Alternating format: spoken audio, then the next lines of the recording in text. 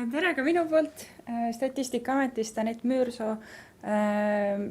Töötan siis rahvastiku ja sotsiaalstatistika osakonnas. Ütlen kohe etteruttavalt, et ma tegin meil on väga palju andmeid, ma tegin enda eelistuste põhjalt lihtsalt valiku, mida ma näitan ja üritades siis arvestada sellega, et kõik ei ole nii suured numbrifännid võib-olla, kui mina olen. Ehk siis küsige alati juurde, kui midagi on. Ja ma püüan siis kõikidele küsimustele vastused anda. Kõigepealt siis üldiselt Eestis on siis 1,3 natuke üle 1,3 miljoni inimese, nendest 47,3% on mehed ja täisealised siis nendest 491 ja natuke peale 491 124 täpsemalt siis. Ja miks ma selle numbri välja toon on siis sellepärast, et me saaks aru enam-vähem sellest mastaabist, kes siis võivad potentsiaalselt isad olla ja mitte üldse öeldes siis seda, et alaealised ei võiks olla. Ja minnes siis isade juurde edasi, meil on Eestis siis selle aasta alguse seisuga üle 304 800 isa ja nende hulgast siis on 132 200 vanaisa. Need on siis kõik isad, kellel on vähemalt üks laps Eestis ja kõik vanaisad, kellel on vähemalt üks lapselaps Eestis. Ehk siis tegelikult neid isasid ja vanaisasid, kellel siis lapsed ja lapselapsed on välismaal, siis neid tegelikult võib veel rohkem olla.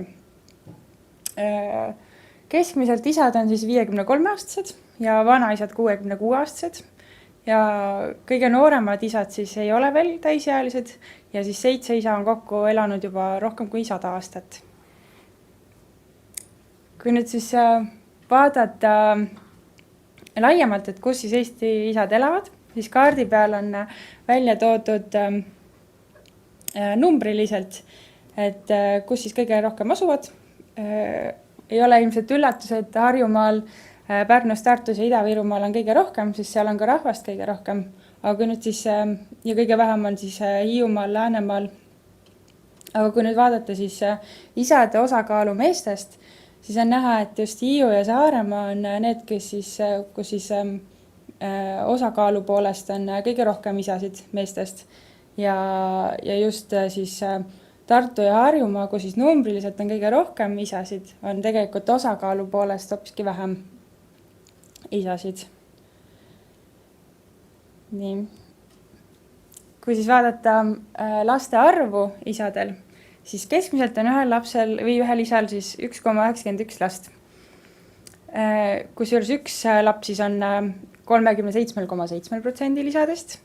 41,7% isadest on 2 last, 3 last on 15% isadest, 4 last on 3,8% isadest, 5 last 1,2%. Nii et ma lugesin enne plakati pealt, et meil peaks siin paar tükki olema, kellel on 5, ehk siis teadke, et teete selle 1,2 sees. Ja 10 või enam last on siis kokku 88 isal. Natuke veel isade taustast meil Eestis. Enam kui pooltel on siis keskharidus omandatud, kolmandikul on kõrgharidus ja vähem kui veerandil on siis põhiharidus. Kui vaadata töötamist, siis septembri seisuga on tööhõivemäär 61%, aga nende hulgas on ka siis need vanaisad, kes juba näiteks pensionärid on. Käesoleva aasta jooksul on see tööhõivemäär natuke langenud. Ja samas, kui nüüd vaadata siis näiteks alla 50-aastaseid isasid, siis nendest on tööga hõivatud rohkem kui 75%. Kui eelnevad andmed olid siis meie rahvastiku andmed, siis nüüd edasi lähme Eesti sotsiaaluuringu andmete peale, mis on siis, võtsin 2019 aasta andmed, see on siis valikuuring ja selle pealt siis tegin võrdlust, et kuidas elavad meie isaga leibkonnad ja isata leibkonnad, ehk siis sellised lastega leibkonnad, kus on isa olemas, võrdluses siis nendega, kus isa ei ole. Vaatasin, kui paljud nendest on ise oma eluruumi omanikud. Isaga leibkondadest on siis 85% ja samas kui isata leibkondadest on 75% ise oma eluruumi omanik. Et võib arvata, et need, kes elavad siis oma eluruumis, neil on siis vähem kulusid üüri peale ja nii edasi, et jääb rohkem vaba raha kätte. Kui nüüd vaadata, siis ehk siis isaga leibkondadest 14% elavad sellistes eluruumides, mis siis kuulub kellelegi teisele, ja isata leibkondadest on siis suisa viiendik selliseid leibkondi, kes siis elavad eluruumides, siis, mis kuuluvad teistele. Siis edasi meil küsitakse ka Eesti sotsiaaluuringus sellist küsimust, et kuivõrd siis leibkond tunneb, et eluruumi kogukulud ehk siis kommunaalid, üürid, laenumaksed kõik koormavad siis leibkonda. Võrdlesin jällegi isaga ja isata leibkondi.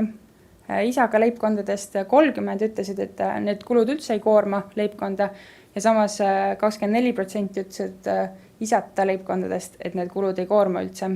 Et suuremad erinevused on siis selles osas, et 10% isaga leibkondadest ütlesid, et eluruumi kulud koormavad väga ja isata leibkondadest 5% suisa, ehk siis suured erinevused. Siis ma tõin ikkagi niisuguse natukene võib-olla keerulisema mõiste sisse, ehk siis ekvivalentneto sissetulekud isaga ja isata leibkondadest. Ja ma võtsin selle keerulise mõiste seetõttu või keerulise sissetuleku näite siis seetõttu, et esiteks on siis ekvivalentneto sissetulekut.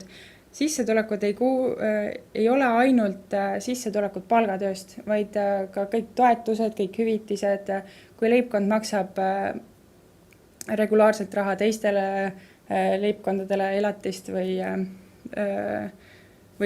siis samas leibkond võib ka saada teistelt leibkondadelt. Ehk siis see on sellised sissetulekud, kus on arvestatud siis kõikvõimalikud sissetulekud kokku. Ja samas on see siis jaotatud arvestades leibkonna koosseisu. Ehk siis kui leibkonnas kasvavad lapsed näiteks, siis see pere ei pea ostma igale lapsele eraldi külmkapi või eraldi pesumasinat, vaid tarbivad kõik ühiselt. Seetõttu siis jagatakse kogu need sissetulekud vastavalt sellele, milline see leibkonna koosseis on. Ütleme, et kui leibkonnas on ema, isa, üks laps üle 14-aastane ja 2 alla 14-aastast, siis on esimese leibkonna liikme kaal 1, teisel on 0,5, vanemal lapsel samuti 0,5 ja noorematel 0,3 mõlemad, ehk siis kokku 2,1.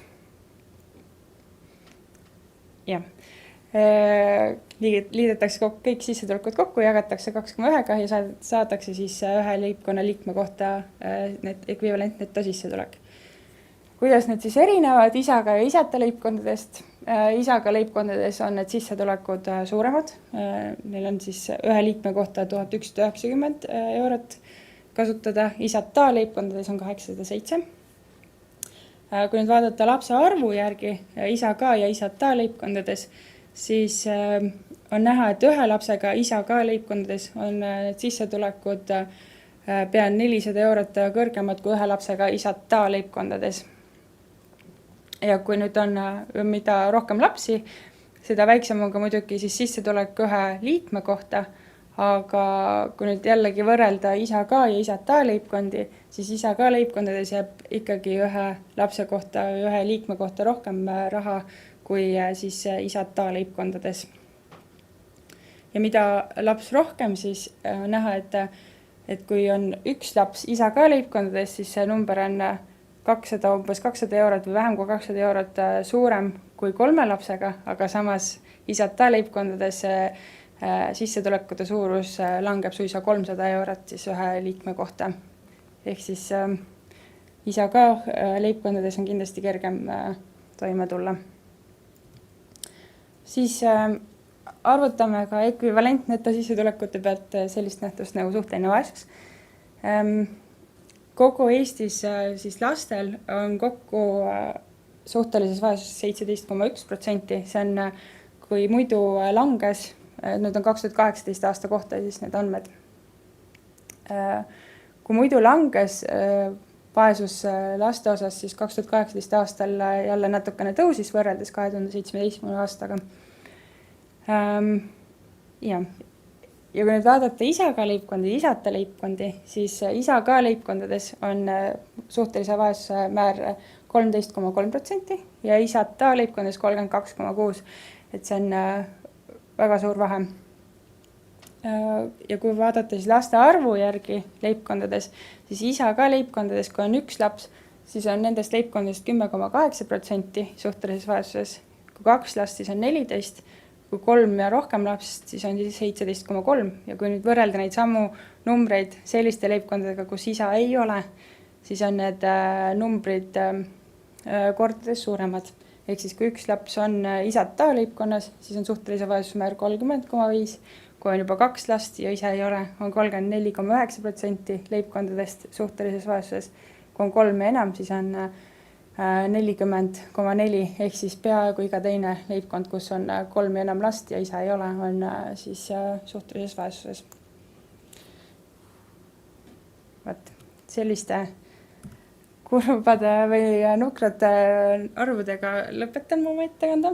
See on minu siis kiire ja põgus ülevaade isadest ja isaga ja isata leibkondadest.